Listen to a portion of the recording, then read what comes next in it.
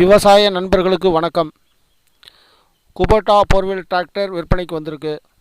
மறக்காமல் சப்ஸ்கிரைப் பண்ணுங்கள், பெல் ஐக்கானை ப்ரெஸ் பண்ணுங்கள். அப்போ தான் நாங்கள் போடக்கூடிய ஒவ்வொரு வீடியோவும் உங்களை வந்து சேரும். வாங்க வீடியோக்குள்ளே போகலாம்.